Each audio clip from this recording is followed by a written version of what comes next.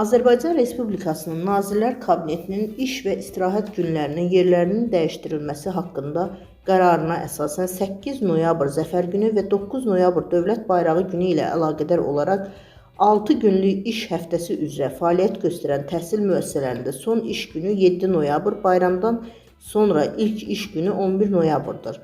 Sferas xəbər verir ki, bu barədə mətbuatda məlumat yayılıb. Bildirilib ki, 5 günlük iş həftəsi ilə fəaliyyət göstərən təhsil müəssisələrində son iş günü 7 noyabr, bayramdan sonra ilk iş günü isə 12 noyabrdır.